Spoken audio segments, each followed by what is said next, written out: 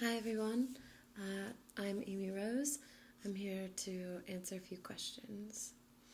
So the first question was, what was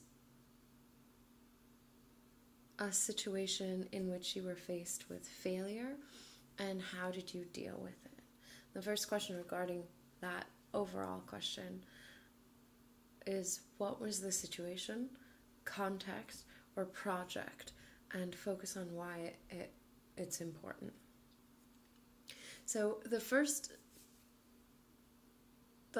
situation that I chose to focus on that came to me when I was looking at these questions was something that happened during my undergraduate studies.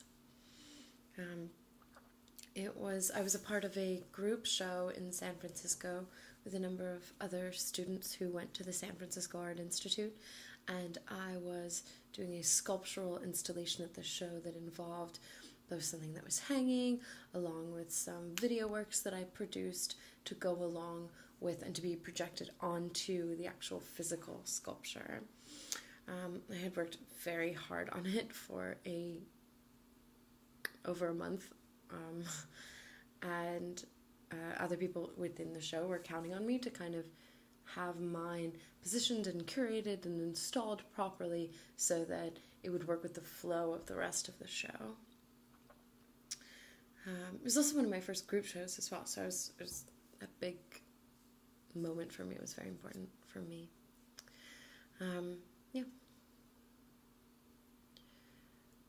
What was the task required of you to get the job done, and what was the challenge is the next question. So basically what was required for me, again, was I was hanging the three-dimensional sculptural piece, along with having produced video to go with it. I was going to be installing projectors in particular places so that they would project onto the three-dimensional sculpture in the way that I had intended and sort of designed for them to sort of layer on top of each other and then layer on top of the three-dimensional object. I went in and I installed it, and I was feeling really good about it, and I had it kind of running to sort of see how it would feel like running because it was going to be running for the whole length of the show. So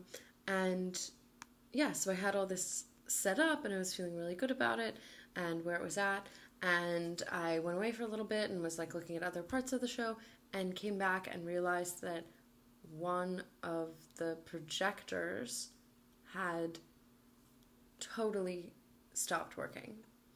My belief was that it had been left on too long, so I was just kicking myself, feeling like it was my own fault for having messed up part of my installation, which was not just important to me, but was also important to the rest of the show to have it set up the way that it had been intended. The other frustrating thing that happened is that some of the instruments that I was using to install particular items within the sculpture didn't arrive. I ordered them online and they just didn't arrive on time. So this is another part of the challenge that I ran into. So along with not having parts of what I had intended to use for the installation, I was also in a place where one of the projectors that I was counting on just wasn't functioning at all any longer. It was an integral part of the piece. So question number 3, what action did you take and what happened? How did it fail? Well, I didn't have parts that I needed to actually install properly, so I wasn't able to install the way that I had intended or counted on being able to install portions of the sculpture. The projector was dead, so I had to rush around to find a backup. There ended up only being one projector versus the two that had intended to overlap the two videos, then overlapping onto the three-dimensional sculpture. It had this sort of it was going to have this very, I hoped, intense visual effect and interesting kind of like layering upon layering of the two-dimensional and the three-dimensional, and that didn't end up happening in the way that I had intended when I ended up with only one projector versus the two that were intended initially to overlap. So I wasn't able to hang or have the piece looking the way that it was necessarily intended to look initially. And I was able to install, ultimately I was able to install, but it was less than to my liking and didn't really have the full kind of visual and theoretical kind of like, effect that I wanted to have on the viewer, because it wasn't what I had initially intended in terms of the piece. Yeah. Question 4. What was the result?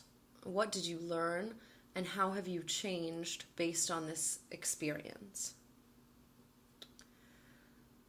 So I was able to get that one projector working, and I had enough time to go in and adjust the video footage in a way that would, even though I wouldn't have the layering effect of the two separate projections, I was able to introduce a little bit of the effect that was in the other video into the one video that would now be projected, so that there would at least be a little bit of what I had initially intended in the piece, in that projection.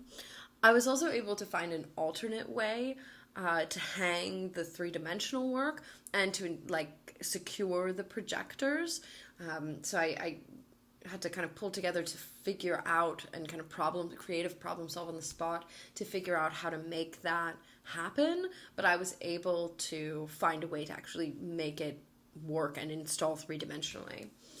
I learned it's always a good idea to have a backup plan. If I, in future shows, I would find ways to like figure out some fail safes. Like if I knew that I would possibly be using something with a battery or a projector or a bulb or what have you that could theoretically burn out, in the future I prepared quite a bit more to ensure that there would be some item available that I could use in place of, or that there would be the change of batteries necessary or bulb that I needed or what have you, just so everything would, as much as humanly possible, have some sort of backup method available for that.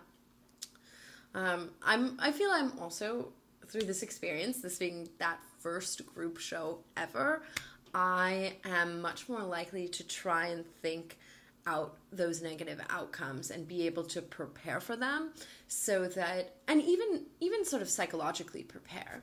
So I've now since found methods of kind of psychologically preparing myself to push myself for the best possible outcome, and knowing that the best possible outcome may be finding positive and self-supportive ways of looking at what may otherwise be considered a negative outcome or a failure, or a challenge really, but finding ways to see it as a challenge and not a failure, or a learning experience versus a true just failure that you run up against and can't overcome. So question 5, how can you bring this back to the target skills that they're looking for on the job description? So I really often think that quick thinking is something that's really important to have on working in any job. So being able to quickly spring into action and get the second projector, or find the alternate method for installation, or quickly jump into the idea of, all right, so what can I work on for the next time, and how can I, in my best possible way, implement what I would do in an ideal new situation? How can I integrate that as quickly and as streamlined as possible into the current situation, so I can get the result that I desire, or at least close to the result that I desire. I think also resourcefulness is often something that many employers are looking for, and I was able to express that through finding a new way to hang the work and pulling together all the resources that I did have available to me to get myself as close as I could to my desired result. creative problem solving, again, I think is something, and it ties into quick thinking and resourcefulness, but being able to think creatively and find possibly new methods and new ways. So I found a new way to work with the projectors so that, or the projectors so that they would, or the videos so that they would coordinate now that there was no longer the two projectors coordinating. Being able to think, all right, I can reorchestrate something I've put together and work creatively to make it fit into my desired goal in a way that's enjoyable and aesthetically pleasing and brought me closer to what I desired. I think also always very important to have in any kind of working situation, whether you work for yourself or you work with a team of other people, is being able to bring yourself back to a positive attitude. Knowing that it's okay to get frustrated and that that's inevitable, but recognizing that frustration is usually a sort of a marker for a place where you may want to bring more attention and you may need more support. And recognizing that that's a gift that you have and you give yourself to have those cues. So being able to look at these things with a positive attitude. And I ended up finding a way to enjoy the alternate presentation of the piece. You know, it wasn't what I had initially intended or how I thought it would end up looking, but I ended up really enjoying this alternate version of the result and found that I could still get to a place of producing something really wonderful that not only I enjoyed, but also that many of the people who came into this space thought it was very creative and very interesting and really enjoyed it as well. And so finding that that was true for so many people, including myself, I was able to find something that really worked out of, you know, those sorts of little, looking at them as happy accidents. Makes a big difference, both when working creatively on personal projects, when working on team projects, anything within your career. I think finding the silver lining, the positive light in which to see it in, brings you closer to being able to realize your dreams and fulfill your goals. Thanks, guys.